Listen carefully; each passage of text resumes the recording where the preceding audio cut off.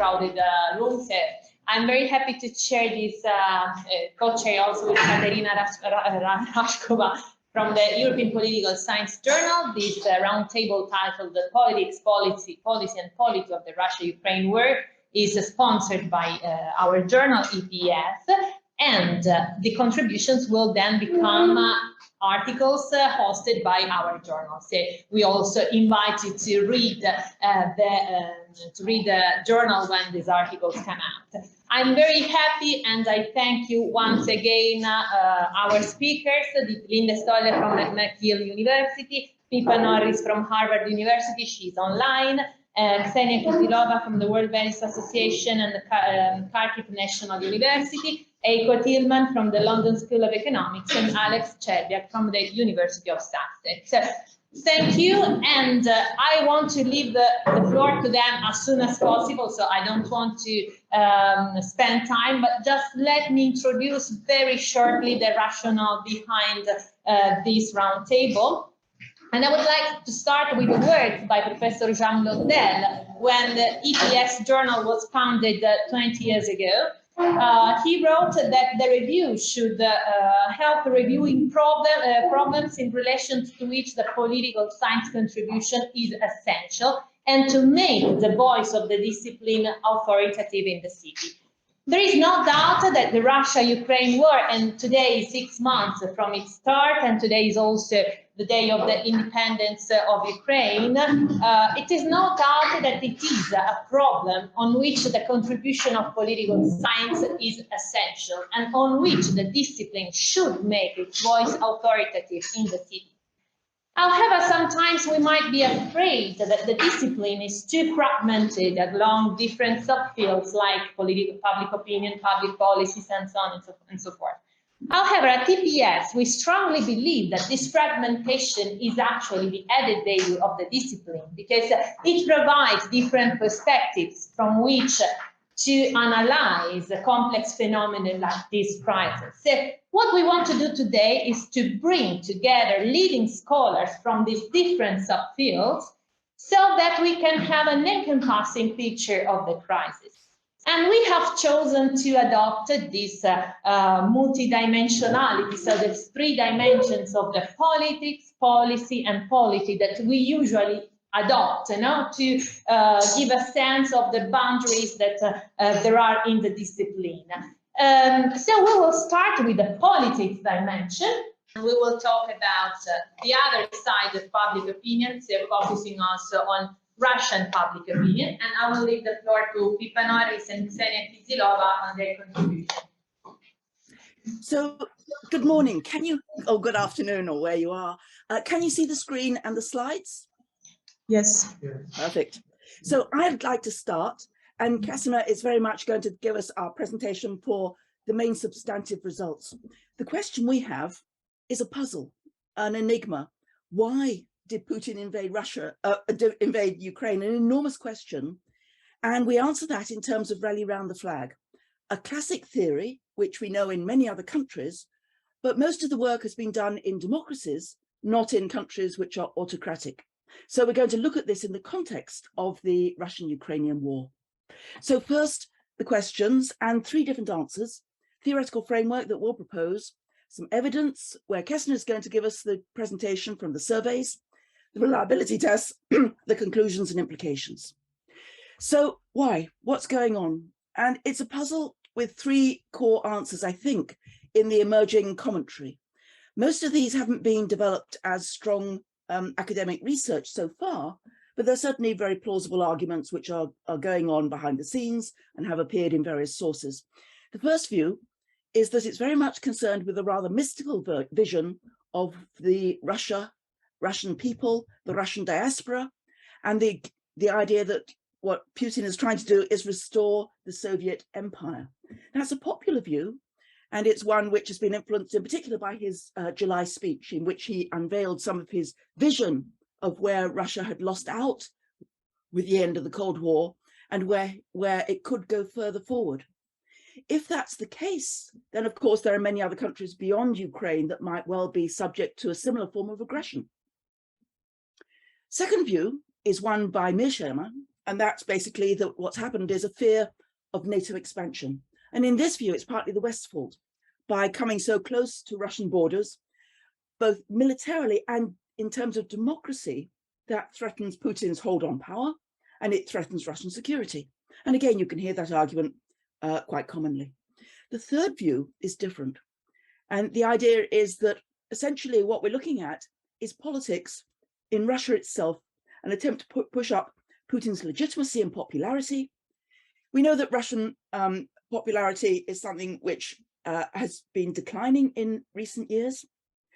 And it's an attempt to repeat the 2014 Crimea strategy, play the patriotic card, play the nationalist card, and Putin can hope to restore his popularity, thereby deterring his rivals, deterring dissidents, deterring opposition forces, and deterring the international community in terms of how far they feel that he is legitimate or not as a Russian leader.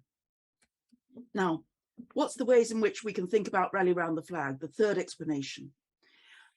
Often it's been looked at in terms of the United States, and it's been defined quite narrowly. A rally effect in this paper is a rise in approval that the authorities, not just the leader, it can be the military, it can be other forms of authority, for example, health officials in a COVID crisis, or it could be ministries or departments or lawmakers or a variety of others. A rise in approval that the authorities experience at the onset of a major national security crisis. Security is defined very broadly. Again, it's nearly been always looked at in terms of war, 9/11, a terrorist attack, but it can also be looked at in terms of pandemics and a major national crisis to healthcare, or even natural disasters. So in an external threat that affects the whole country, and therefore what happens is there's a rally around the leader, a view of us versus them, whoever them are, whether they're a foreign country, or whether they're foreign terrorists, or even a virus. And it should subsequently decay. That's the whole idea of a rally. It's not simply a long-term incremental growth. It should be a sharp increase and then a sharp decrease once it decays. And it's observed mostly in empirical work before and after polls when you look at time series trends in support for the authorities. And so we've got a lot of work on this. And again, this is our heuristic model. What you're looking at is public opinion beforehand, before 9/11, for example, in America. One could look at, say, support for George W. Bush. You might look at trust, you might look at approval, you might look at voting support, all different indicators. You're looking at it afterwards, and in between, you're looking at the event, the onset of the major risk to national security. You're looking at the media framing, because clearly most people don't have a direct experience of the event themselves. Ordinary Russians, obviously their sons and daughters may have gone to war, but by and large, they see everything through the media and how the media frames it at home, whether it's television or the print press or the internet, if it's domestic. And of course, media use is important there. What channel do they use? How much do they watch? How are they exposed? What's attention? And then lastly, this is the important point for us, whether you're an open or closed society and the type of regime. So what we predict is that in open societies in particular, what happens with the onset of a major national risk and crisis is that the elites come together. They come together over nationalism and patriotism about an external threat, and everybody agrees, whether they're opposition parties or governing parties, that there is a major risk, and they rally around the leader in order to mitigate that national risk. That's traditional. In closed societies, what happens is that there's no dissent afterwards. In other words, through repression of the journalists, through the weakness of the opposition parties, lack of access to media, what you get is a continuing rally, not just a short rally. In open societies, like in America, again, after the initial onset of the crisis, once you see about the costs of any intervention, or you see the problems of any government action, then obviously what happens is over time, you go back to normal politics and you get critics of the government as well as advocates of the government. In closed societies, you don't. So the media framing is very different. It's much more state controlled, and therefore public opinion is predicted to go on for much longer. So many previous studies are there. I've mentioned some of them. They've also been there outside of the United States, for example, on UK foreign policy. In the Malvinas, when Mrs. Thatcher had her war, there was a short-term boost in her popularity. And again, the most recent one has been the onset of COVID in a number of different countries. For example, the Edelman Trust Barometer has looked at trust in government and how it's gone up towards most governments, not everyone. Normally, however, in the democracies which have been observed, the rally is typically modest. In other words, 3 to 4% in a boost, depending on the indicator, and it doesn't persist that long, maybe 6 months, depending on the incident, depending on the duration, depending on the severity, etc. But it's not normally something which boosts popularity for years. But the conditions also vary, for example, on terms of ceiling and basement effects. If the leader is already pretty low in popularity, they've got a lot of room to grow in their popularity. Depends on the type of agency. And of course, clearly, the number of people affected and the duration of the risks. If it's a passing event, it's much less likely to have an effect than if it's an ongoing risk. 9/11, for example, triggered security threats for many years to come. So our predictions in our study, and then I'll turn over to Kseniya to give us the evidence. We theorize that whether you're living in an open or closed society is important, whether you have a democratic or authoritarian regime is important, and the type of media use. All of those are going to affect any sort of size and duration of any rally. And in particular, like Russia, when we come down to the case study, we expect leadership rallies to be much greater in size and longer in duration than commonly observed in the West. And we expect any rally effects in closed societies like Russia to be strongest amongst the habitual users of state television, with the greatest level of official control, rather than those who use the internet, which might potentially, through VPN, get people international sources of information as well as domestic. So those are our core hypotheses. Let me just emphasize, lastly, this is work in progress, and we're still looking at a variety of different sources of evidence, but nevertheless, the Russian case and the Ukrainian war is a very good way of trying to understand these major effects and why it is that in Russia there appears to be so much popular support both for Putin and for the war. I'll hand over now. Kseniya, over to you. Thank you so much. So we'll proceed now to examine our empirical evidence, and the main questions that we want to investigate to test our hypothesis include the patterns of the rally effect in the Russian society, whether any specifics with respect to the effect size and duration, as well as the role of media and framing in generating this effect. So in the next slide, we can see the database that we will be working with. This is survey polls from Levada Center, a non-governmental research organization. The reason why we chose this data is that, first of all, Levada Center provides one of the most reputable series of public opinion research in Russia. And secondly, they have one of the longest time series data. They have been measuring approval of Putin and his positions as prime minister and president in many terms since 1999. So on the next slide, we can see the timeline of Putin's approval. So what does the data tell us? We can see that overall in different times, approval is varying from some 60 to 80%. The lowest point of 59% was reached in May 2020. This was during the corona lockdown in Russia. And the highest of 88 in 2008 after the end of the Russian war in Georgia. The 3 points, however, on this timeline that are most relevant for our today's discussion, they are marked with errors. These are years 2022 most recently.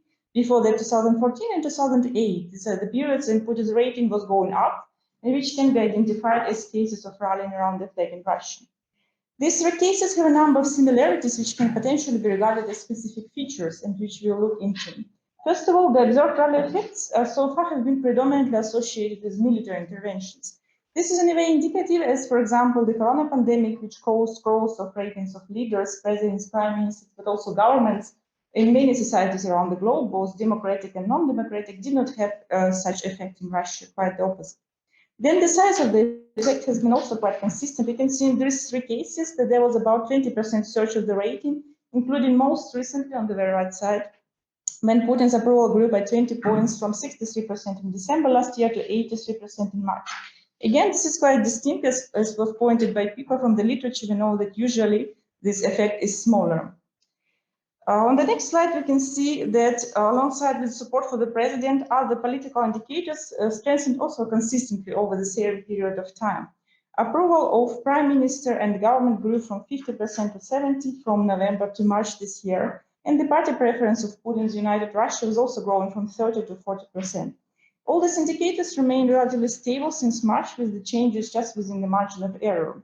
And beyond the political attitudes, we also noticed that the feeling of national pride, how it usually happens during the violent effect, was growing in Russia. Data for both 2014 and 22 shows us that this growth is about 15%. Now, next slide, please. Now, the most important question that we have is the duration of the rally effect, because increased public support is an important political resource for any leader. It grants more opportunities to pursue domestic and international agenda. It reduces citizens' protest behavior. It undermines the opposition forces and pro-democracy movements, especially in Russia. And it becomes an important asset for Russia in the ongoing war in Ukraine. So how long can Putin and his allies enjoy this new surge in their support and rely on the approval of the Russian public as a resource in their politics? At the moment, as the war in Ukraine is still ongoing, it would be premature for us to make predictions right now. However, we can discuss the factors that are likely to reduce or prolong this boosted support. You have already seen on the previous slide that the post-Crimean rally lasted for about 4 years. But at the same time, we need to take into account that the current situation is somewhat different. The present violent and bleeding war does not seem to have any specific outcome in the foreseeable future. It's certainly very different from the blitzkrieg experience of the Crimean annexation. Also, a much greater and well-coordinated package of sanctions imposed by the Western countries, as well as significantly greater losses, human and economic losses for Russia in this war, are those factors that might have effects in the public opinion. But as we can see, this can only happen in the long run. At the moment, when we compare surveys from March to July this year, over the 6 months since the beginning of the war, we can observe only very minor shifts. The overall support has been reduced by 5% over this 6 months. Share of those who disapprove the military invasion into Ukraine was growing, but very modestly. The biggest growth was among the youngest age group, from 19% in March to 34% in July. These shifts are very small yet and do not overturn this overall support of the majority, but they might be pointing that the public support of the so-called special military operation in Ukraine is probably somewhat less monolithic than the Russian state might want it to be. Next slide, please. What is likely to fuel the liability of this rally effect and the support of the war expressed by Russian public is the information and media environment in the country. Closed societies controlled by authoritarian regimes like Russia use political communications to sustain positive propaganda about their actions and to censor any negative news. State control of the media has grown for many years under Putin and sharply accelerated in recent months. We have very good time series data from the Varieties of Democracies project. These indexes describe and reflect how far the government respects press and media freedom. And you can see that they all have been steadily declining since since basically when Putin came to power. Next slide, please. Being an information autocracy whose legitimacy and dominance are largely based on the manipulation of information, the Russian state has long adopted tailored techniques to manipulate the public agenda, which include all-encompassing censorship. And as a result of this, Russian authorities have considerable control over the patriotic messages in the mass media rallying national forces. And there is a very restricted opportunity for the public to learn the accurate information or just an alternative account of events. In this way, the media have become a powerful tool by saturating people's minds with specific messages and essentially creating an alternative constructed reality. Here in the slide, you can see a respondent's answer to an open-ended question on the reasons of the war. And this list is also a very good example of the effect that war framing has on the public opinion. So beyond the ban on the use of the word war in Russia, which you probably all are aware about, all war-related information often features this humanitarian framing, such as to protect the people of Donbass, to protect the people of Russia, or to liberate the people of Ukraine. And other common frames widely promoted by the Russian state include pushing down the blame to NATO, victimization of Russia, facing the economic war declared by the West, but also glorifying the Russian state as the eternal fighter for justice and liberator of Europe from fascism, both 70 years ago and now. Next slide, please. Not everybody in Russia probably shares those narratives, but they seem to be embraced by quite a substantial part of the population. What we find is that approval of the war in Ukraine and also support for the president are closely linked with the media use by the Russian public. The major difference comes here between those who use television as the primary source of information and the internet. Approval of war reaches 78% in the first group and only 28% in the second group. This effect can be possibly mediated by age. Internet use in Russia is much more common among younger age group. But in the next slide, we can see that our own survey, Eurasia Barometer, that was conducted in Russia shortly before the invasion. Here we built a similar model, testing the effect of use of different media sources on trust of the president and also Russia's influence on the war. So here, after controlling for age, we can still see that television use is positively correlated with both indicators. So internet opens obviously access to new information and alternative perspectives. And quite importantly, social media also share many real-life videos and reports of events in Russia, in Ukraine. In this way, they allow citizens at least to try drawing their own conclusions based on this evidence. Next, please. An important question, however, remains whether polls from Russia can be trusted. Next also, please. State control and censorship extend also to the public opinion research domain and have been particularly reinforced in March this year. So before jumping to conclusions, we need to estimate the validity and reliability of our data. And one important cross-check on the data comes from other surveys, including the state control Thielemann form, but also international surveys, including our own programs such as the Global Value Survey, European Value Study, and Eurasia Barometer. And comparison on similar or functionally equivalent indicators of approval and confidence for the president, government, national pride generally show discrepancies only within 5–10%, which can be also attributed to sampling issues and methodologies. So overall, the boosted approval of the president and the approval of the war in Ukraine by the clear majority of the Russian public, they have been confirmed by a series of different polls by different organizations. So far, we did not find any evidence that these results are heavily biased. Next, please. Another problem that may arise comes from falling response rate and increased number of interrupted interviews. But there are researchers also who looked into this, and the methodological studies which examined this issue so far, they confirmed that only quite modest declines in the response rate in Russia took place since the beginning of the war. So it's about 5–7% decline in response rate.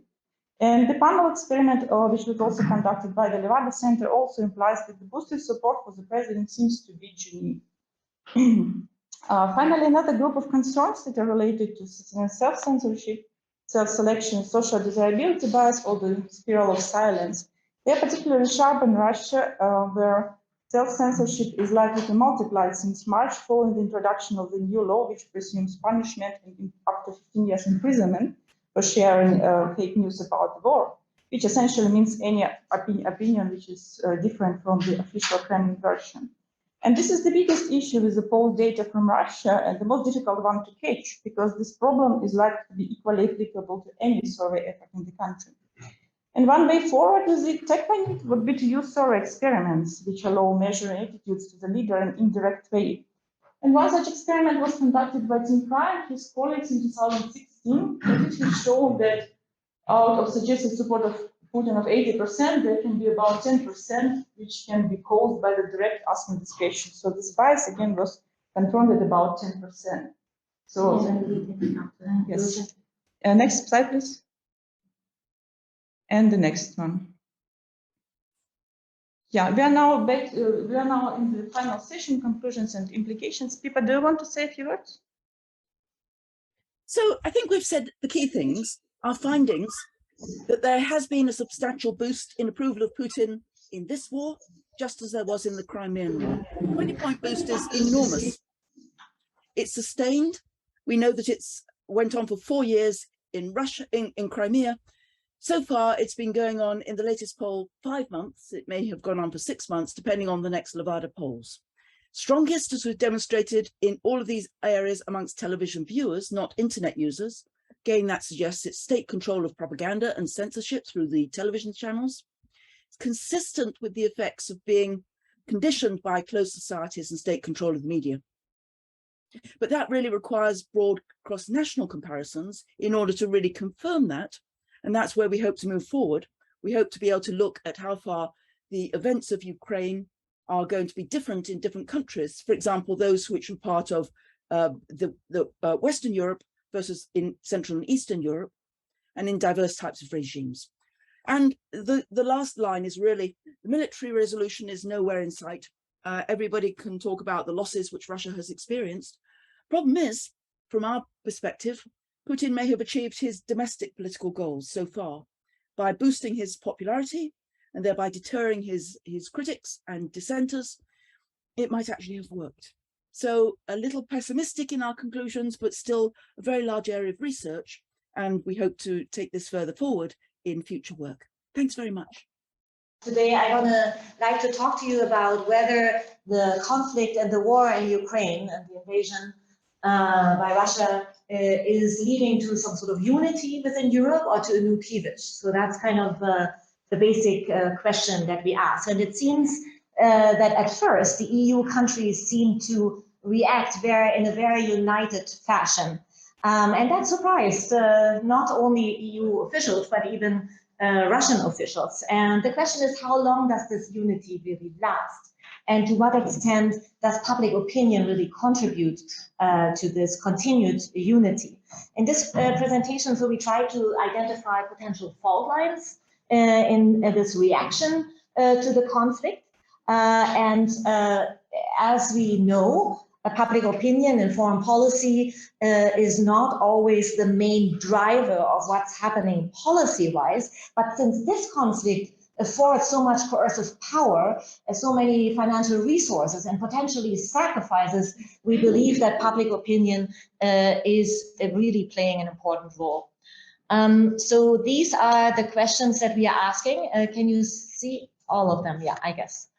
We asked, what is the support across European countries for aiding Ukraine during Russia's invasion? So we basically look at the other side than the previous invasion, the previous paper, sorry. Why are people in some countries more supportive? Why are some individuals more supportive towards Ukrainian aid? And what is the conclusion? What do we still need to know to draw more substantial conclusions will be the question. And here, to answer these questions, we are using a survey that was conducted for now in April with 16 EU countries and the UK. And we are right now in the field about an extension and a repetition of some of these questions. Altogether, we have 23,000 respondents. We developed our own measures of Ukraine support. Since we test here individual level factors and country level factors, we are conducting multi-level analysis.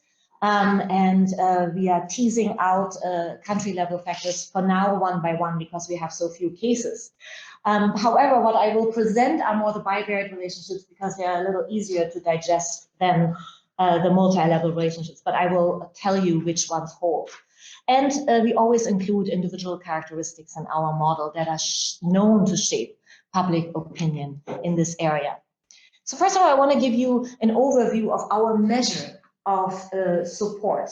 This is a measure that we developed. It has several dimensions of support, which range from sending humanitarian aid to, the most demanding form of aid, which is sending your own troops to the conflict, to Ukraine in this case. And so we have different ways here of asking about this. And as you can see, the answer in all of these countries together, which are presented by the average of the red dot, they vary a lot by what we are asking. So there is tremendous support for sending humanitarian aid. There is relatively high support, and which will be picked up in another presentation, to allow refugees into the country, and even to allow refugees to participate in the labor market, right? So these are like 85%, 80-ish%, and so on, over 75%.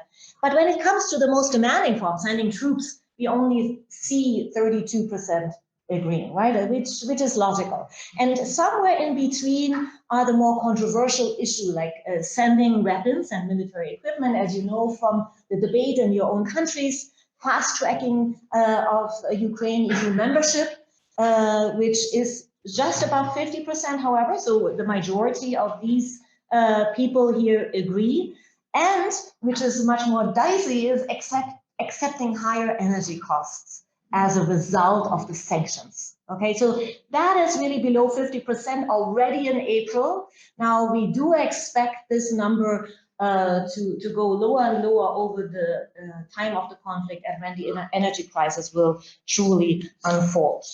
Okay, but we are presenting the same results. So all these dimensions in a different way. Now we show you which countries are ahead. If we take all of these measures together that are admittedly very controversial and different, but we take them all together into a Ukraine aid indicator, then we see how different countries react really differently here. So the absolute front runners are Scandinavian countries such as Finland and Sweden, but also in between Lithuania as one of the Baltic states that we have in our sample. And of course, Poland, which will also be picked up by another presentation. So these are the real high supportive countries. And we also have a wide variety. So there is no unity among the EU public as some might expect. We do have relatively low level of overall support, for example, in Bulgaria, where we see the support around 40% only. And these gray dots are standing for these different measures, remember? So, another country that has low support is Hungary, Slovakia, and Greece. And all the other countries are somewhere in between. So the support ranges from 40 to over 80% within and across our country. So that is quite remarkable and is our first conclusion that there is much less unity than we think. So now I'm going to talk a little bit about how we're going to analyze this for now. So there is, of course, because this conflict is so different from other conflicts, we cannot rely on existing theorizing too much, but we thought about theoretical factors coming from a relationship with the main dominant power in this conflict, Russia, and also factors coming to how you relate to a kind of struggling democracy preserving its independence. But we also look at some domestic political dynamics as well. So I'm going to show you the highlights of our results, so to say, which are all based on multi-level modeling. And but these are kind of the factors that we look at. So let's start with the Russia-related factors. So we start with a very structural factor and thought that people react differently because they perceive different threats resulting from Russia. And the people who live in countries closer to Russia will feel more threatened, and the ones who share a border with Russia will even feel more threatened. And so we singled out the four countries here. I know for the ones in the back, you have Finland, Lithuania, Sweden, and Poland, who share a border directly or indirectly with Russia. And as you see, these are the ones, the people in these countries are highly committed to Ukraine aid, but they are also not the only ones highly committed to Ukraine aid. For example, also the United Kingdom and Spain at the level of relative, almost as high as Poland. So it's not the only determining factor, and actually in multi-level analysis, this factor really does not play, that structural factor does not play a role. What does play a role, and here we use data from before the war, not before the Crimean War, although that is our intention in the future. We use data from a Pew survey about the opinion on Russia to kind of reflect on how close people felt to Russia before the war started. And as you can see, that completely independent survey, right? And we aggregated this at the country level and related it to our Ukraine aid measure. It has very strongly related. And it holds up in a multi-level model very strongly. Now you could say, well, that's tautological, you know, the ones who have already a relationship to Russia also relate differently here to the in the same way to the conflict.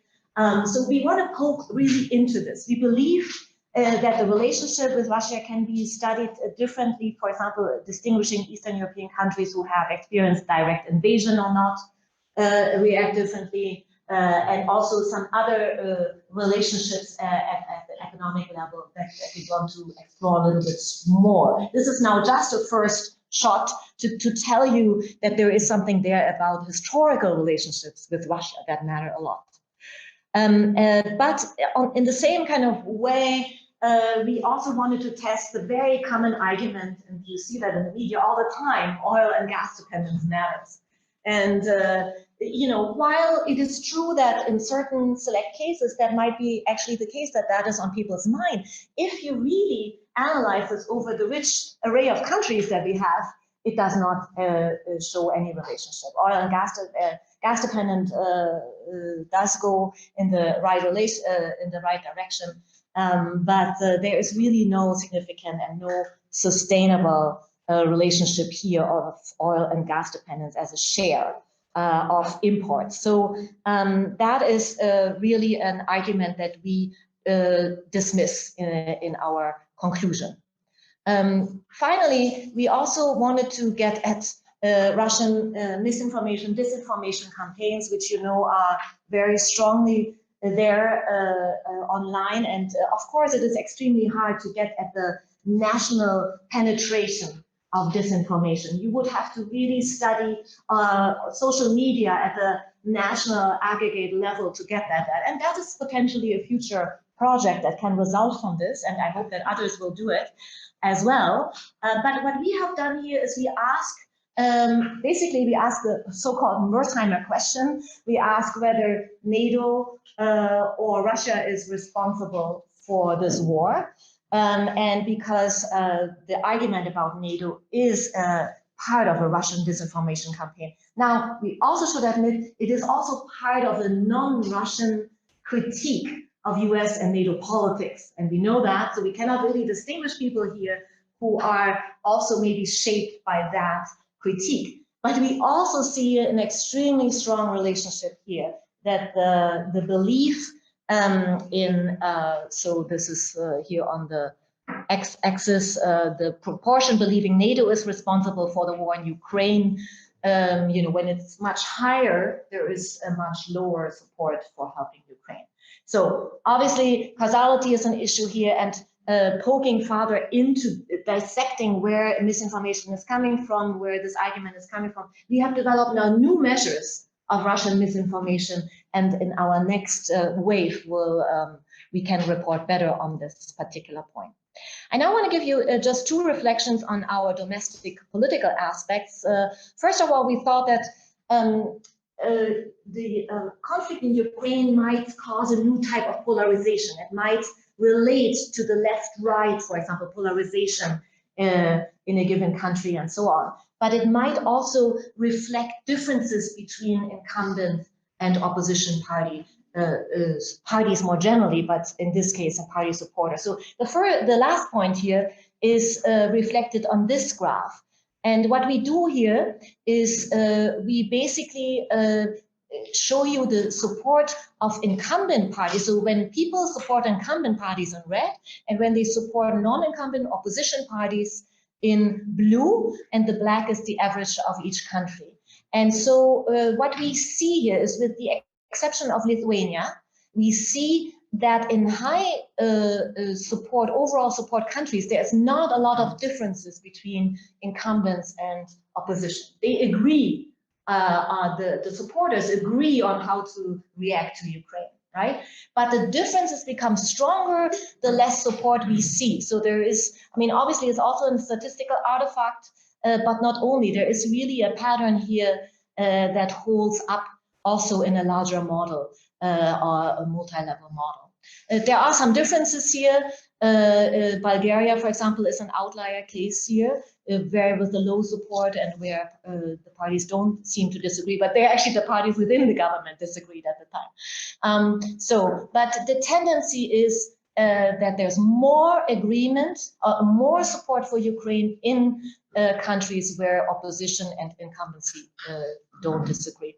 And the second political factor here has to do with the ideological placement, to understand really how the left and right supporters differ on aid to Ukraine across our countries.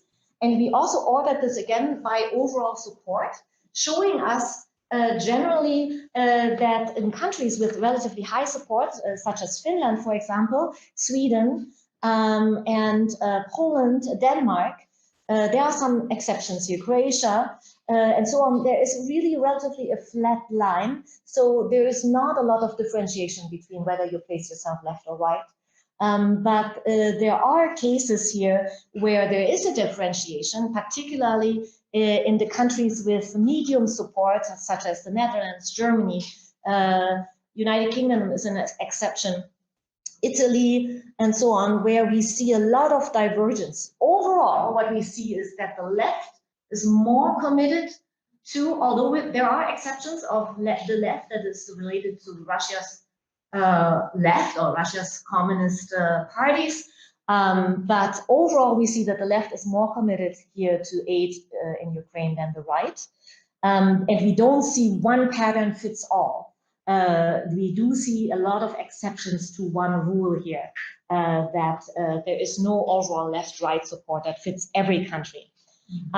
So that is also an interesting finding. Finally, if I have one more minute, yeah, I tell you just about some individual level factors that are also integrated in the multi-level model. We do find that older people are much more supportive to the aid to Ukraine, and it is the generation over 55 that has been socialized in the Cold War, and that is interesting and should probably be disintegrated at Eastern versus Western Europe. So we still haven't done that. We find a slightly more support of males versus females. I can't comment on that right now because of timing. There is an SES effect, socioeconomic resources, education matters, being economically better off matters positively, and so on. One other issue that we discovered is also that the belief that democracy is important, and even measuring this in different ways, is also very strongly related to Ukraine support. So there is this kind of other side, not just the relation to Russia, but also the relation to keeping democracy and keeping independence through this democracy measure. Yeah, with that I close. Basically, my main message is there are differences according to which measures you ask about. There is much more diversity when you ask about weapons, when you ask about the economic sacrifices, and so on. And the diversity of responses is based on the relationship to Russia, but not in all respects. And we do see political differences shaping up within each country, but no general idea yet, except for the fact that supporters of incumbents are generally more supportive. That also means, by the way, that if opposition parties come into power, there could be a reversal of the high support, as you have seen in the graph, if these parties take over. So the support is not guaranteed in the long run, but that's I can tell you more about this maybe in a few months. Thank you. Thank you.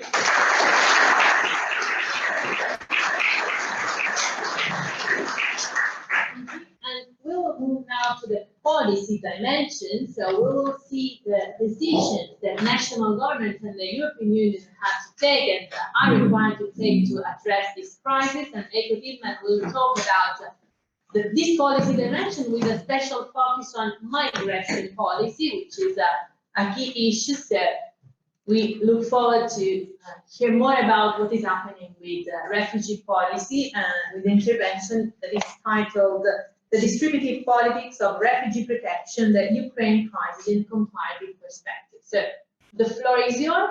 All right, thank you very much for the invitation. I'm delighted to be part of this panel. And it follows on quite nicely from what Dietlind said, because she obviously mentioned that one of the important dimensions in terms of the public's response to the Ukrainian crisis were questions about how do we respond to refugees and the humanitarian crisis that the war sparked.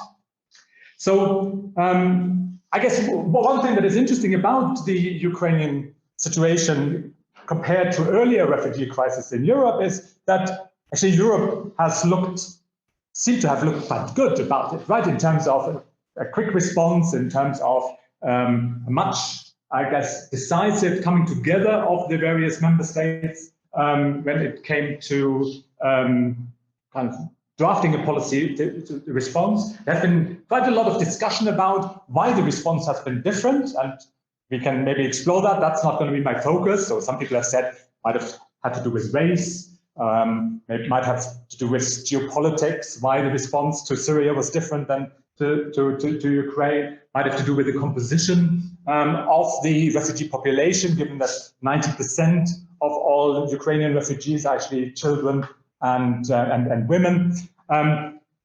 My analysis will be more focused on the question of how different was the response by the European Union and the member states, and whether the EU's response to the Ukraine in terms of refugees can be seen as a possible blueprint for how the EU should or could respond to future refugee crises, right? Given that we've long had a deadlock in terms of how the EU has dealt with questions of forced migration.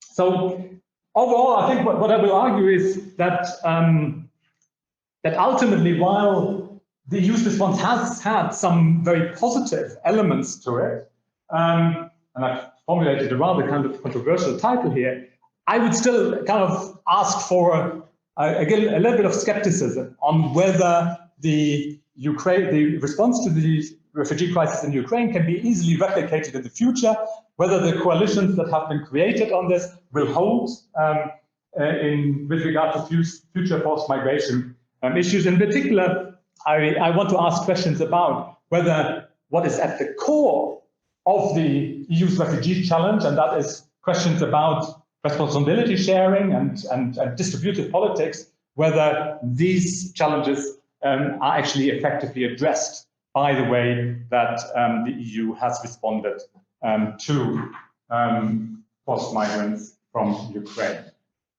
So let's just remind ourselves how the EU has traditionally been viewed when it comes to refugee crisis, and the EU generally hasn't come out particularly well on this, right? There has been a perception that the EU usually responds very slowly to these challenges, right? You might remember when we had the refugee crisis in former Yugoslavia, right, in the early 1990s, it took until 1997 to actually negotiate the Temporary Protection Directive, right? And then it was never used in future crises, so that goes up to the ad hoc element, right? So when we had the crisis in Kosovo, with the Arab Spring, with Syria, right? We had instruments that were developed in earlier crises, and they were never used in subsequent crises. So when we had this ad hocism where we try to kind of reinvent the wheel every time, and we saw in Syria that did not work particularly well. We also obviously saw a lot of contestation, right? So these support measures that Dietlind talked about, they were not existing in the context of the Syrian crisis, for example, right? There might have been a very short kind of period. You might remember the picture of Alan Kurdi, that little Syrian boy washed up on a Turkish beach. Very briefly, we had high support for a positive response towards refugees, but that evaporated very quickly. Right, so here you have huge public support, but also surprising agreement among the member states, right, who came up very quickly with a I guess concerted effort. Here are just to kind of put this kind of negative view with regard to earlier crises into perspective, right? So. When people were asked about how the EU was viewed in terms of handling past refugee crisis, this was in the context of the Syrian war. You had huge disapproval rates in terms of the EU's response, and that's quite different, I think, nowadays. So what we see today is indeed quite different, right? The EU responded by actually using an existing instrument, the so-called Temporary Protection Directive, which was created already in the late 1990s. But it was very quick in activating that directive for the first time, right? I have the figures here. I can remind myself. So the war started on the 24th of February. The activation happened on the 3rd of March. That's almost unheard of, right, in European terms, in terms of quickness of response, right? So you relied on existing instruments with the TPD, and it was activated for the very first time. And I mentioned the widespread consensus. And particularly, I think, noteworthy, of course, is that for the first time, Eastern European countries were no longer vetoing attempts to find common European solutions, but were actually prepared to shoulder very significant responsibilities themselves when it comes to hosting migrants from Ukraine. So this has led to questions about how we should assess, right, this shift, right? Does that mean that we're now out of the woods in terms of finding common solutions to refugee issues, and can Europe's Ukraine response be seen as a potential blueprint for future refugee crisis? So I want to, I guess, add a little cautionary note here, right? So I would argue that the Temporary Protection Directive has a lot of positive elements to it. In particular, what is positive about it, it gives for the first time refugees some agency in terms of where they can find protection. They can choose the country in which they want to ask for temporary protection, which was never really the case under the Dublin regime that the EU operated before the Ukrainian crisis. But it also, I guess, challenges international refugee law because it basically suggests that people should ask for temporary protection rather than for permanent residence rights under an asylum application or a refugee status application. The second, I guess, aspect here is that the Temporary Protection Directive, by giving agency to migrants where they apply for temporary protection, does not really deal with the distributive aspects of protection.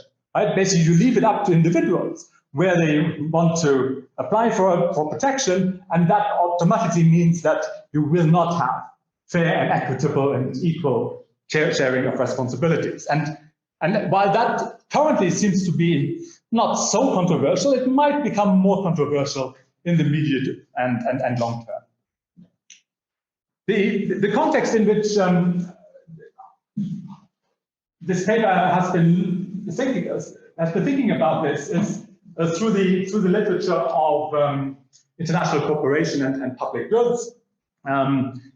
So there's a long-standing literature that has looked at refugee protection as a impure public good, right? So the idea basically being that there are certain elements of refugee protection that are non-excludable and non-rival, right? That basically countries that contribute to refugee protection cannot prevent others from benefiting from the goods that are being produced. And the fundamental problem with this is that the public nature of certain goods leads to free riding. It can lead to under-provision of the goods in question.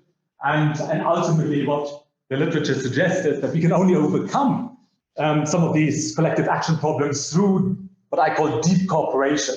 And I'll say a few more words about what I mean by that in a moment. Of course, there are questions about to what extent refugee protection is a public good, right? It's certainly a private good when you look at it from the individual refugee perspective, but from a state level perspective, I think there are probably private and public elements there, right? So a country contributing to refugee protection might have reputational gains that it benefits from, but there are also, I think, pure elements to it in terms of, for example, enhancement of internal security in Europe, which others will benefit from, even if they're mainly provided by individual countries. So here are a couple of hypotheses. I won't go through them in detail. It's basically summarizing what I've said already, right? That there are public goods elements, that there is an issue about free riding when there is a public goods element to refugee protection, and that without deep cooperation, we won't really get around the problem of free riding and the problems of the unequal distribution of refugee responsibilities. So what do I mean by deep cooperation when it comes to refugee protection? really, I'm thinking of two main elements here that I think are useful to think about, right? One is whether the contributions that you make to refugee protection are compulsory or voluntary, right? So I basically would say compulsory contributions that you agree on as a country signifies more willingness for deep cooperation. And then the other element is whether contributions are capacity-based or not capacity-based, right? And it goes back to a long-standing debate in the literature, and I've tried to put the various options here in this 4x4 table. We had a very short moment in time in 2015 where we experimented with compulsory quota-based, capacity-based mechanisms. But basically, we've been operating the so-called Dublin regime, which basically means that the country of first entry in which asylum seekers arrive is the one deemed responsible. No capacity considerations taken into account. And of course, the Temporary Protection Directive, as I said before, is basically operating on the basis of the choice of individuals, and again, does not really speak to capacity in the same way. So, what I've suggested really here is that the two instruments that the EU has used now, historically the Dublin regime, and more recently the Temporary Protection Directive, are both not mechanisms that take capacity seriously, right? And basically, that means, for me, less deep cooperation, more opportunities for potential free riding. And even though we might not yet see a lot of free riding going on, in the medium and long term, I think that might indeed undermine long-term cooperation among the member states. So just very, very briefly, a little bit of data, which I think supports some of these predictions, right? So if you look at the distribution of asylum responsibilities, this is at the time of the Syrian crisis, right? You have absolute kind of percentages here on the left, and I'm focusing here on the relative percentages. You see that even though we've heard a lot about Germany taking the bulk of people in terms of absolute numbers, it was actually countries like Austria, like Cyprus, like Malta, like Sweden, who took on a lot more responsibilities than Germany, relative to capacity, relative to size and capabilities. You have this short episode, 2015, where you had complete proportional distribution of asylum seekers for a limited number with this emergency relocation quota for 160,000. Small numbers, only implemented to about 25% of that overall number. You have here the distribution of responsibilities in 2021, just before the Ukrainian crisis. You see here that disparities are slightly lower than in the context of the Syrian crisis, but still significant. Again, countries like Austria and Slovenia and Cyprus particularly affected. And then you turn to the Ukrainian situation, and you look at the numbers received by different countries here. So these are absolute numbers. Again, my focus will be more on the relative numbers to look at capacity. And here you see, right, but we all know countries, yeah, I will finish in 1 minute. Countries like Poland, right, but Moldova and others, right, have attracted very disproportionate numbers of Ukrainians relative to their size, right? So while we're talking here 10 refugees per 1,000 of population, which is about 4 times the maximum figure that we saw in 2021. Now, just my final slide here, just to briefly conclude. My assessment of Europe's response, as I said, is maybe slightly less positive than one often hears, right? Yes, there are some positive aspects to it, right? There's more migrant choice, more migrant agency in the adoption of the Temporary Protection Directive. certainly it was impressive how member states came together quickly to formulate a response, right? But at the same time, right, temporary protection is a lesser status attached with fewer rights for refugees, and we shouldn't forget that. And there is concern that member states are now actively discouraging people from applying to asylum once they've asked for temporary protection status. And it is a status that is not automatic. It has to be triggered every time, it has to be activated like it was in March earlier this year.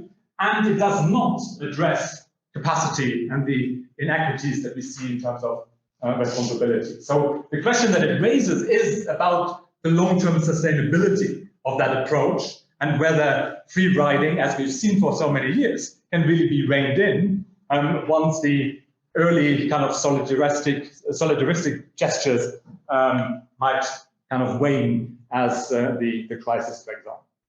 Thank you very much.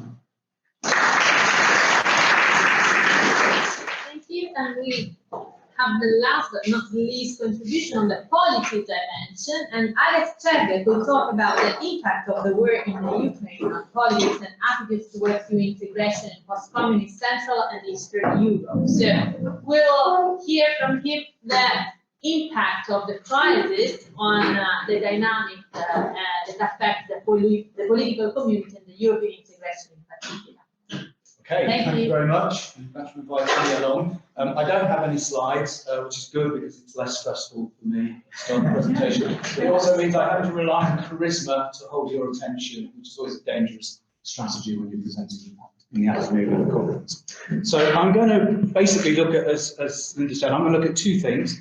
I'm going to look at whether East and West European states have reacted differently to the Russian invasion of Ukraine. And I'm going to look at what the impact of the war has been on attitudes towards EU integration in those states, in post-communist Central and East European states.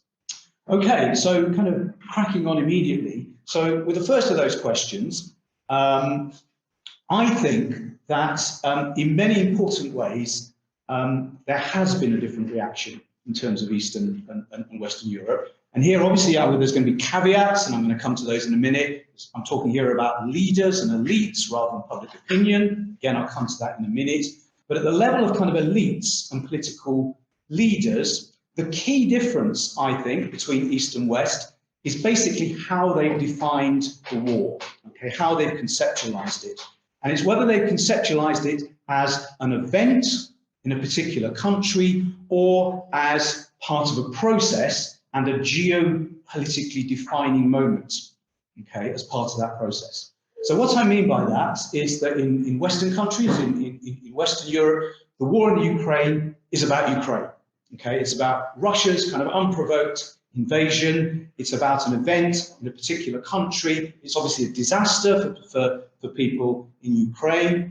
And in terms of how the Western international community should respond, in Western Europe, I mean, very high on the list of concerns are things like the danger of the war spilling over across the Ukrainian border, and in particular setting off a global, possibly nuclear conflict, and also a kind of understated, okay, but nonetheless it's there, priority to trying to end the war as quickly as possible and restore some kind of normal relations with Russia as quickly as possible.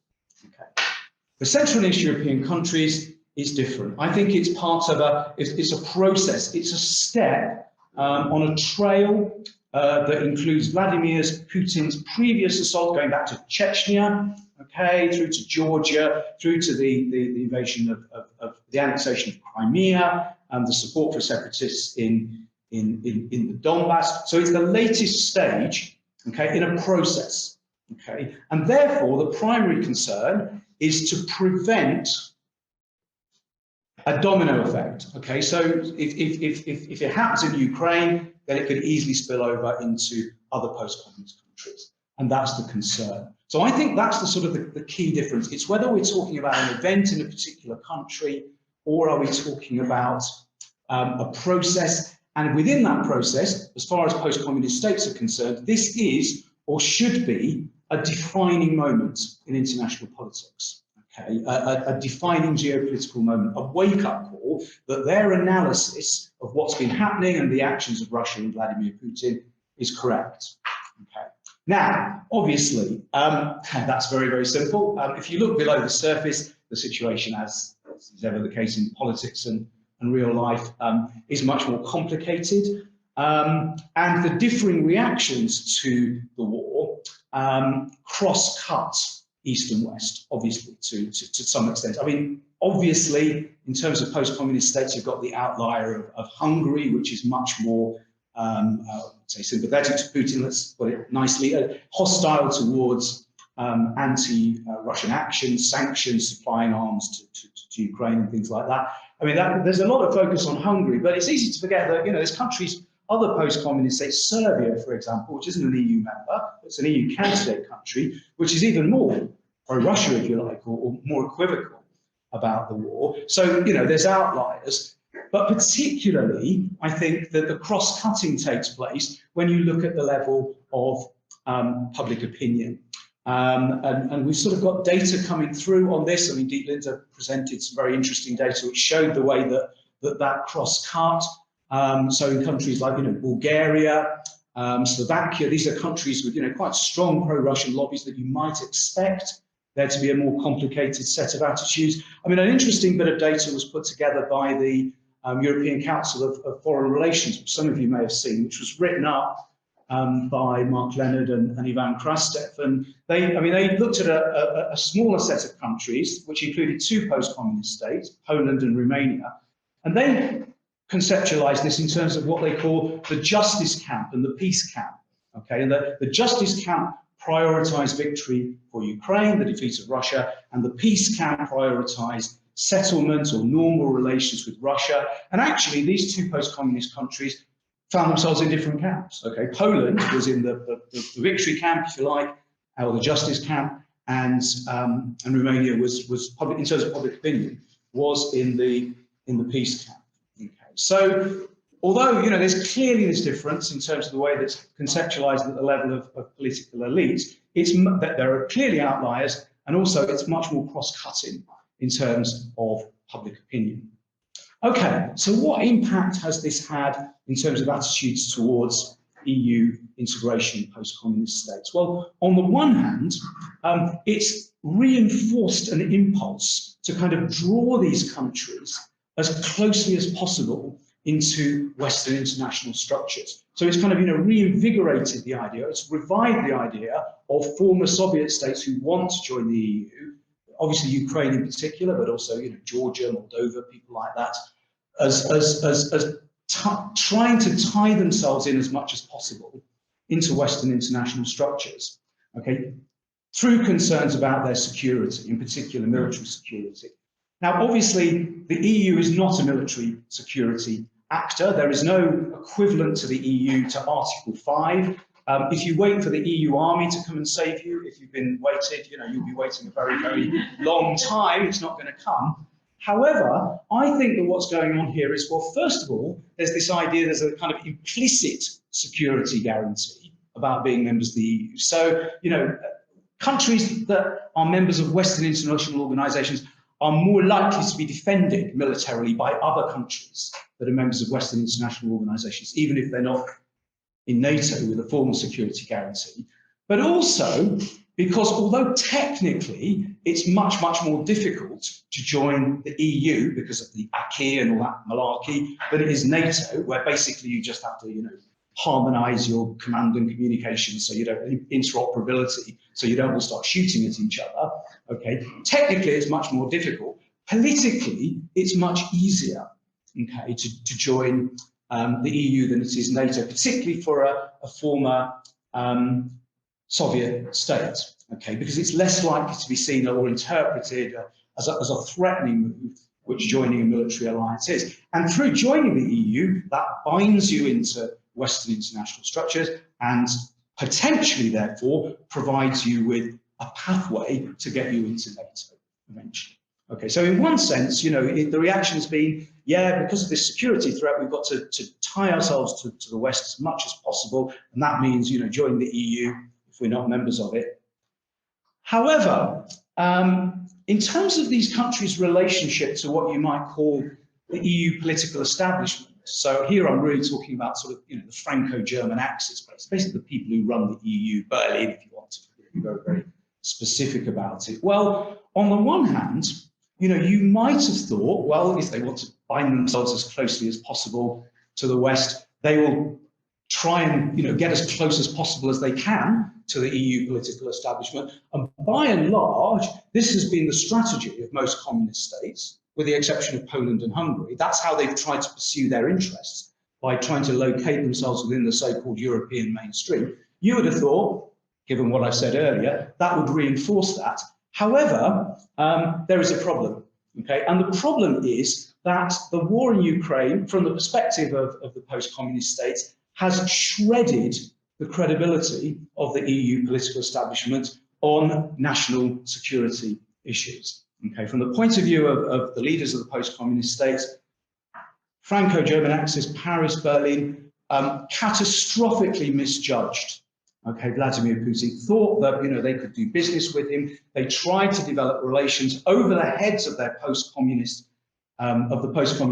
states, presumably their EU allies, on issues like, you know, the Nord Stream gas pipeline, ignored the warnings of those countries about Russia's aggression and aggressive ambitions. So what you've got is, at a time when security, national security, is right at the top of the European political agenda, okay, the credibility of the EU political establishment on these issues is absolutely fallen through the floor. Okay, it's been shredded. And this creates an opportunity for countries like Poland, whose international standing has been significantly boosted for various reasons by the Ukrainian war, to try and pursue its long-standing, I mean, since Law and Justice took over, project of trying to develop the post-communist states as an alternative power bloc, to try and bind these countries together to get them to assert themselves. So in some senses, this is a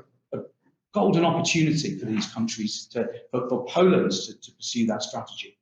I think there are three questions about that, which we need to consider. The first one is, will Poland actually be able to leverage this? Okay, will those post-communist states leverage this apparent room for manoeuvre they've got? And there's a particular, and we can come back to the problem of Hungary here, there's a particular problem because this was Poland's main ally in terms of trying to build these alternative power blocks within the EU. And obviously, you know, Hungary taking the position that it has not only means that relations between Poland and Hungary have gone, but the Visegrad Group, which is, you know, one of the main vehicles through which it was trying to build alternative alliances, has gone. The second question is how long this will last. Okay, if the issue of military security, if security goes down the agenda, will economic issues reassert themselves, in which case trying to cozy up to the European mainstream will reassert himself? And the third question is, how much will this spill over? Okay, so will it only be confined? Well, the fact that the Franco-German axis, the mainstream, has lost credibility on national security, will that spill over into other issues? Okay, will it mean that, for example, climate policy, where post-communist states are uncomfortable, but they will also start to assert themselves and break away from the European mainstream more, or even assuming that you know, this remains a salient issue, will their concerns simply be relating to these countries' security policy? Okay, so my time is pretty much up, so I'm just going to quickly summarize, draw together my main conclusions. Western East European countries have reacted differently to the Russian invasion. Eastern European leaders see it not as a specific event in a particular country, but as a defining geopolitical moment, as part of a process. However, below the surface, and particularly when you look at public opinion, those differences cross-cut across East and West much more. In terms of responses to EU integration, again, conflicting impulses. On the one hand, they want to bind themselves as closely as possible to any Western international structures that they can, whether they have a security guarantee or not. On the other hand, something within the EU is clearly changing. The war has led to a major reduction in the credibility of the EU political establishment. Franco-German axis on the issue that currently the post-communist states care most about. Okay, that's it. Thank you all, and for this very dense and interesting contribution. I also invite Ekaterina to join. I put the camera in front of our guest speakers. We will collect questions. I have to repeat the questions for those who are at home. Sure. Okay, so thank you very much. First to our speakers for very prolific and gave great argumentation for how the war in Ukraine has affected Europe and well, also a little bit about public opinion in Russia. Thanks for the patience to everybody who's been here. As Aleks pointed out, it's the afternoon and everybody's probably a little bit tired and we have very little time, but the coffee break doesn't start until 4 to 4. So maybe we can extend the time a little bit, and now we'll open the floor for questions. We have also two from the chat. We have already 2 questions. Shall we? So I showed them, but one She's is the boss of the debate, so she prioritizes. just because we saw that one is for Dietlind. If any before and after changes in public opinion and around the outbreak of the war documented in any of these polls, the rally effect suggests changes are expected from any baseline level. And Roberto's asked, I don't know to whom, to everyone. So rather than post-communist, it seems to me that PIS is trying to develop a pro-nationalist Eastern European bloc in good terms with nationalist West European coherence. I would believe the relations to communism is something that PIS only uses as form of propaganda, but they know very well communism in that area or in any other European area for that matter. Is that, and long seems long. Even in Italy, where back in the early 80s, the communists reached 30% of the votes. So we can collect a few others. Yeah, let's collect a few more questions. Yeah, okay. For the first presenter, I'm curious, when they were doing the survey in April, how do they account for the elections and the ongoing discourse that Orban was using in Hungary about the war? How do they account for that in the survey? Did you hear it? Can you repeat it one more time? For the first presenter, I'm curious with the survey, how do they account for the context in which the survey was done? Because I saw it was in April, and that's when there was a Hungarian election, and this is the key point. So how does that survey reflect the discourse that's going on there? Like, how does that take into account for the survey? I think the survey was done in Russia, no? It was in Russia, not in Hungary. Yeah, I'm sorry, I'm here. The survey was done in Russia, but you're asking how the Hungarian election affected. Yeah, because I heard there was some interesting point there with research. I was wondering if there was anything to know on that. Okay, thank you. Any other questions? There must be a lot of questions in your heads, but if there are no questions, I also have prepared one or two questions. Anybody else? Yeah. Yes, I have a question for the last presentation. So the conceptualization was behaving differently in the East and the West. Would make sense to talk about the North and the Central and Southern Europe. Yeah, that's also a great question. How can we divide the way that Europe is responded? Any other questions? If not, I will just add one more question. Basically, a lot of the perspectives that were shown were about Europe, even though the first presentation talked about rally around the flag. And I also wonder very much to what extent we can trust the data of elected in Russia, because of course the people are under extreme pressure. So to what extent they will give their true preference is a big question. So one question that I had is, yeah, how can we mobilize? What needs to happen for the Russian population to be mobilized from below? Because obviously Putin cannot put everybody in jail. So, you know, there's a tipping point in revolution. So if everybody would go out and kind of solve the problem of communication and committing to be against the regime, probably he can, the regime can be toppled. So that's one other aspect that we can look at. So instead of how the war affected Europe, how the war affects Russia and the people who are there. So now the floor will be open to. I would suggest to have a very Yeah, replies. We will start in the same order of the presentation. Pippa wants to start with the reply. So Kseniya can obviously reply better in all sorts of ways. I'd just like to point out that last point. Is the public opinion in Russia genuine? Is it authentic? And that's a big question with any survey in any repressive or authoritarian regime. So the list experiments, just to clarify, we've done this now in a dozen countries, not Russia, but in other authoritarian countries, from Venezuela, through Nicaragua, through Iran, and so on. What we do is we ask people directly how popular their leader is. Do you approve? Then we ask them indirectly through a list experiment where they do a count item. What we find is there is a bias which exaggerates the popularity of the leader in authoritarian states. It varies from one place to another.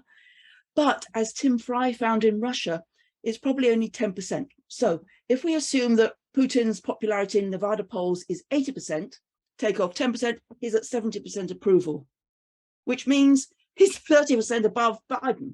Against many other leaders in Europe, he's really doing very, very well.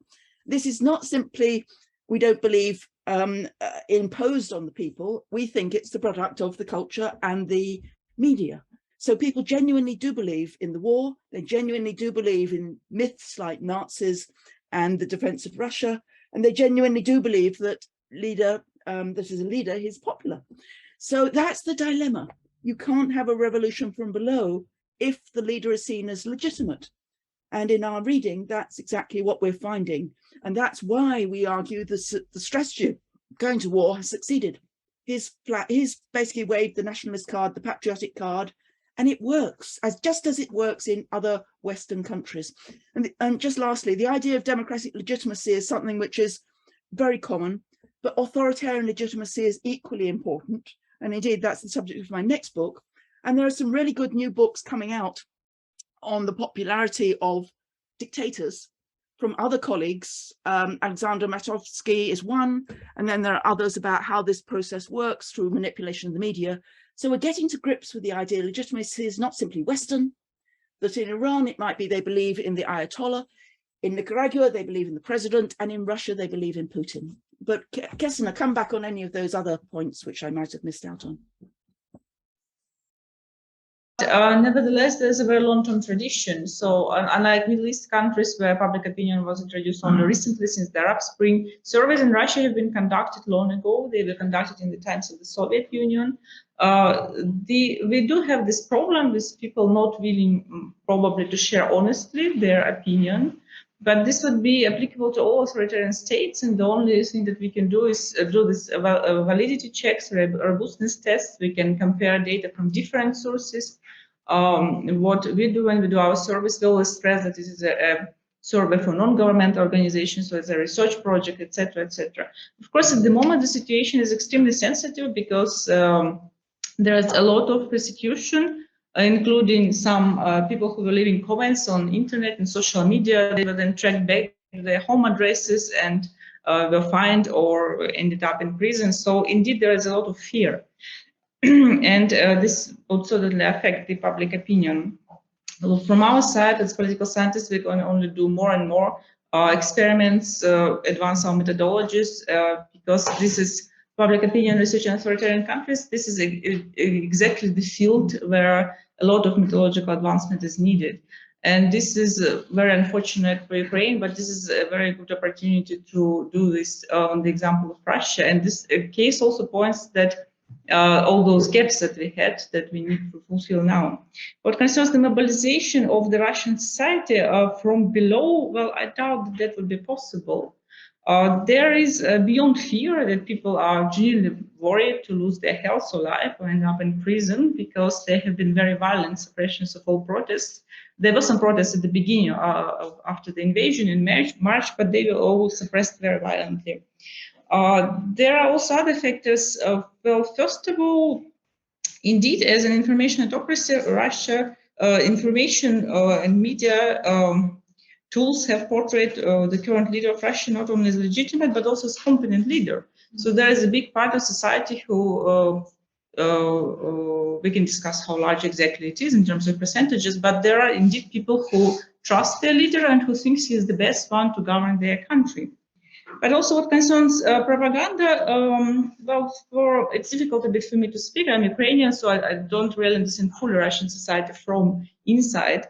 But what concerns propaganda, I would assume it is probably flattering for some parts of the society. Psychologically, it's much nicer to hear that you are liberating the world rather than you are an aggressor and invader. So in a way, this might speak to people, especially following the legacy of the Russian Empire and the Soviet Union as a great international player. So this attempt to restore the importance of Russian international area might be quite speaking to some parts of the Russian society. So when we want to answer the question how to mobilize the Russian society, does it actually want to be mobilized? Maybe this part who wants to pursue democracy and change the regime in their country, maybe it's very small. Thank you. Thank you. Thank you for all the comments. I actually wanted to ask the audience whether you can think of other factors that we haven't really analyzed in terms of distinguishing or explaining the different reactions to Ukraine. So if there are other ideas out there, I would be very curious. I want to answer the two questions very quickly. I think this one there on the screen is mixing up the two presentations because I was not really talking about rally around the flag effect. So I don't really have a baseline because we are asking questions about the war in Ukraine, which we could not have asked before. Our baseline is April. And so we build now on April and we build other waves around it to see how this support is lasting or not. And we also expand our number of countries beyond the European Union. So this is going to be the project where it's moving. We also want to add expert surveys on how experts judge where parties stand and things like that. On the question on Hungary and France, there were two elections in that period of April, which you cannot prevent all that in a cross-national project, as many of you know. So we were asking questions with regard to the party they support, with regards to the legislative period before the election. Thank you. Yeah, so I don't think there were any particular questions to me. One thing that struck me, and I learned a lot about the survey research that was presented, was that I was wondering about when you made the distinction between internet and TV as the main kind of source of information. Where does social media fits into that? There was a lot of discussion in the early years. In the early period of the war about access to certain social media platforms. I wonder whether you had any kind of sense of to what extent that mattered in people's opinion about those questions that you asked. So, an added question. We continue with the round. Okay, so there was a specific question to me, which was about the difference between North and South Europe and whether this maps onto between East and West. So the first thing I'll say is I'm not an expert on North European politics, South European politics. Some people say I don't know very much about East European politics, but the one thing that is interesting here is in terms of the Scandinavian countries, and particularly Finland, okay, there is a very kind of strong affinity developing between post-communist states on this particular issue. Okay, I think Finland in particular is kind of seen as a key ally on this question, to the extent that the Polish Prime Minister broke from his sort of busy political schedule to go on Polish TV to defend the Finnish Prime Minister's partying antics and whatever. There actually no reason to do this, but it kind of exemplifies the way that's despite the fact these people in two different political groups are actually developing quite a close relationship and relationship between those two countries. So I think Finland and Sweden, Poland sees this potentially part of allies in terms of justice camp, if you like, and victory camp. In terms of Southern Europe, I mean, I think an interesting thing going on here, we're actually talking to Linda about this over lunch and her research. I mean, I think the interesting thing here is countries that have some kind of, pre-existing sympathy towards Moscow, Russia, and hostility towards the United States. So countries like, Greece, for example, Cyprus, Italy, as I think was pointed out, where there's always been a strong communist lobby and it's very sympathetic in terms of Moscow. I think that's the thing that's kind of going on there, really, rather than sort of necessarily geography. Spain and Portugal.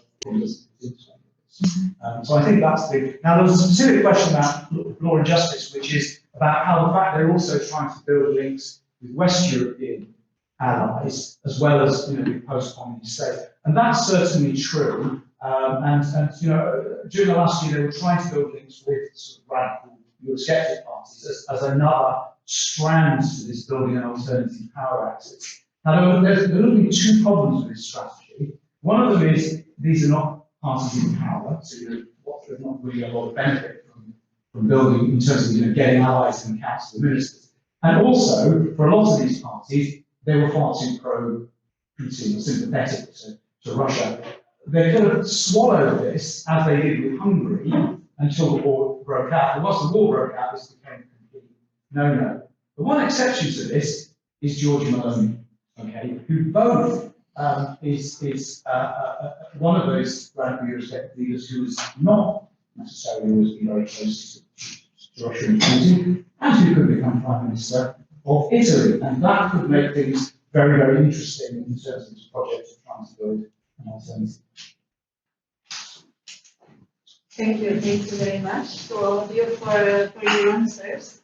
Of course, this was supposed to be a debate, so it's spurring all kinds of questions and thoughts, and certainly we did not solve the war in Ukraine, its effect on Europe, or how the war will end. As we all heard today, probably on the news, it's 6 months since the war started, and it's also marking the independence of Ukraine today, so it's a very special day that we had this roundtable on.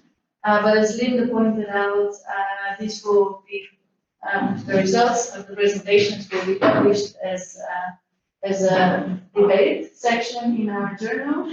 So please feel free to approach all the presenters.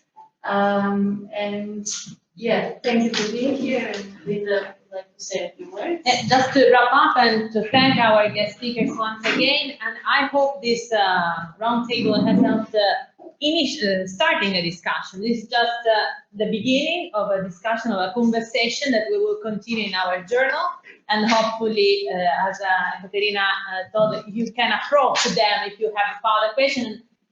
Our hope is that this presentation has inspired a lot of thoughts, a lot of provoking questions, but also a discussion on how political science can make its voice heard in the discipline. So this is also a wish of good work for all of us. And thank you again for being here.